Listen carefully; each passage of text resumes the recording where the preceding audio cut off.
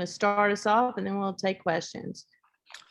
Proud of our effort. Again, North Carolina has a lot of weapons out there offensively, and I thought Kai Crutchfield did a great job trying to slow Stephanie Watts down. She's coming off a 26-point game the other night at Clemson, and so playing really well. And I thought Kai did a nice job.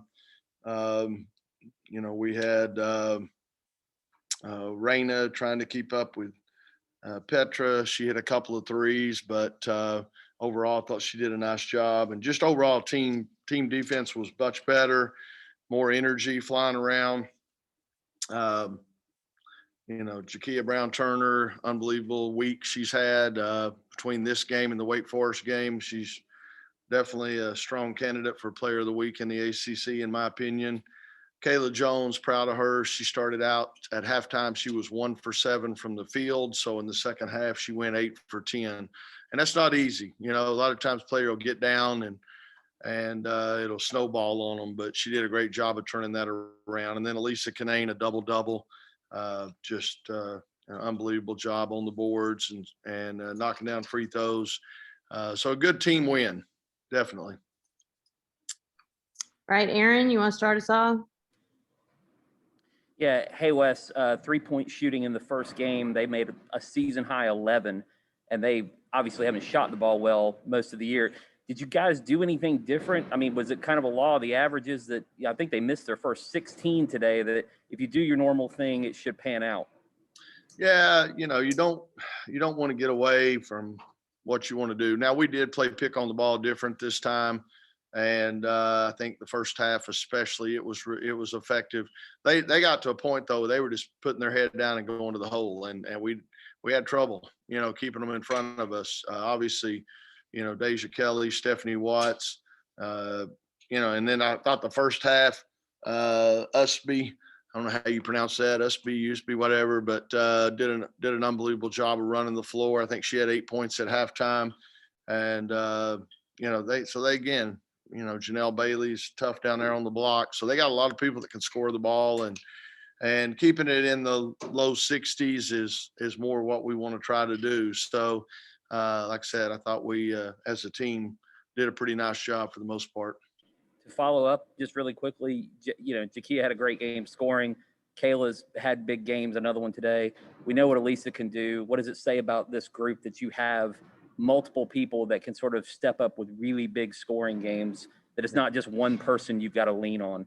Yeah, I mean, definitely. And, Raina and Kai are capable of having big games as well and getting hot. So, like I said, Kai's been doing an unbelievable job defensively. So the last few games, taking the toughest matchup and really, really holding her own. So, and of course, Jada Boyd coming in off the bench. We're trying to, Camille Hobby coming in, doing a good job. So would like to probably add one more to the rotation at some point. I know we're running out of season, but I like the way we're playing as a team right now. Andrew.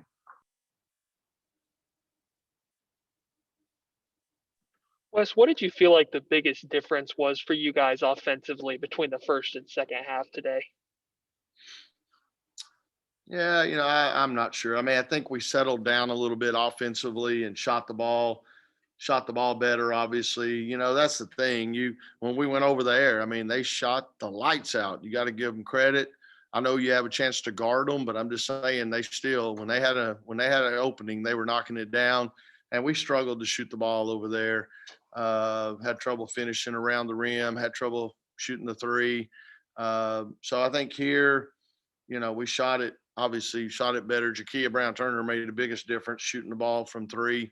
But we also finished a little bit better. The first half, I don't know if we were just too hyped up, but, I thought we maybe rushed some shots. Part of it's too, being patient and getting good looks and getting in a rhythm. At halftime, we had 2 assists, 5 turnovers. So that means in the second half, we had 11 assists and 6 turnovers. So played better team ball, worked inside out, and set teammates up. So good to see us bounce back and be able to do that. Justin. Coach, you and some of the players mentioned in the first meeting in Chapel Hill, the energy was one of the problems, but today it seemed like from the jump, everybody was dialed in, locked in. The energy wasn't a problem today. I mean, I know there's been some bumps along the road since the break back in January, but do you feel like now going into the end of the regular season that this team is still getting better heading into the postseason? Man, I hope so. That's what you got to do if you want to make a run. In the ACC or the NCAA tournament, if you want to stick around, you got to be hitting on all cylinders. Part of that goes back to also, though, I think over there at their place, we just struggled so much to hit shots, and we let that affect our defense. We let that affect our energy. We hung our heads a little bit, whatever. I tried to use the analogy of baseball. If you go 0 for 4, you better be playing well, out on the field defensively and not letting the offensive struggles affect your whole game. And we got to make sure we lock into that idea of I can still help the team win if I defend and rebound. And if you want to survive and advance, as we would say here at NC State, you're gonna have a game or two where you don't shoot well, and I'm talking about in the postseason. And if you don't defend and rebound, you're going home. So trying to keep getting that point across. But I hope we're getting better. We better be getting better if we want to stick around in March. And a quick follow-up, just considering how well defensively you guys played in the first half. I mean, I know it's a 19-point game, a lopsided game, but do you still feel like maybe you left a little bit out there with some of the offensive opportunities in that first half? Well, heck, I think we left some out there defensively. We let them score 8 points out of fast break.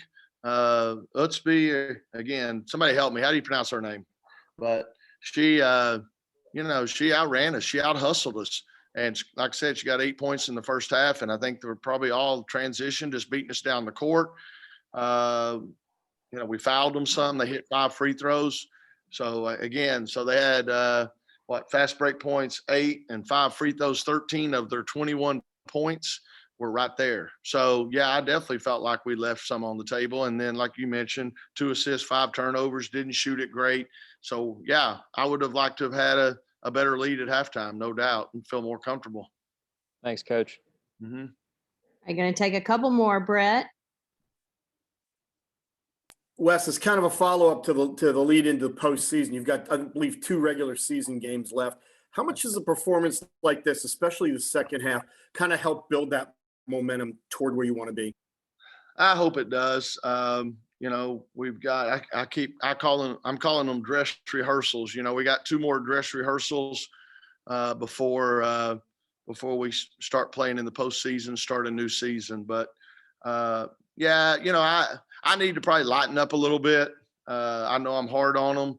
I'm thinking if it ain't perfect, it ain't right, and so I probably at some point need to lighten up a little, driving them pretty hard. But, we're trying to close that gap between where we are and where we could be if we cleaned everything up, trying to close that gap as much as we can. So definitely, like I said, we've got to keep getting better, got to keep fixing things, and hope that, like I said, we're playing our best basketball in March. Thanks a lot, Wes. Thank you. All right, Lawrence, we're going to let you wrap it up. Coach, great game. Tonight you guys only had 13 assists. I know you talked on this a little bit earlier, but how do you get more ball movement out of your team heading into the postseason? And then just as a follow-up, the atmosphere tonight with the fans and everything was pretty good. Can you kind of talk about the fans tonight and what Play for K-Day kind of means to NC State?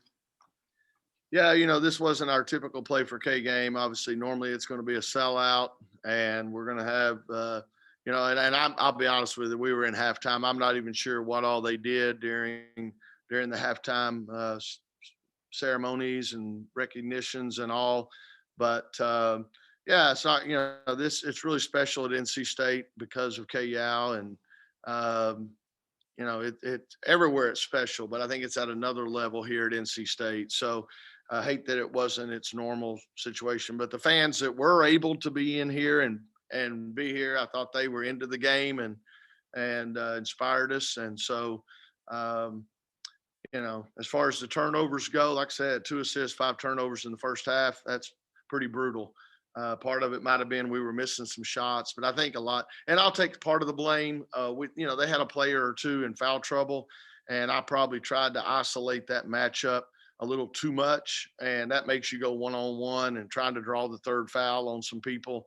So I'll take part of the blame for that too. So, but yeah, we got to get better at it. Maybe the start of the fourth period, I believe we turned it over on the side bounds entry, and I told them what we wanted to do a little bit too late. I don't think I communicated well with them. So there's things I got to clean up and do better as well. But yeah, I mean, most of the time we share the ball well, move the ball well, and we got to get back to doing that and going through Elisa.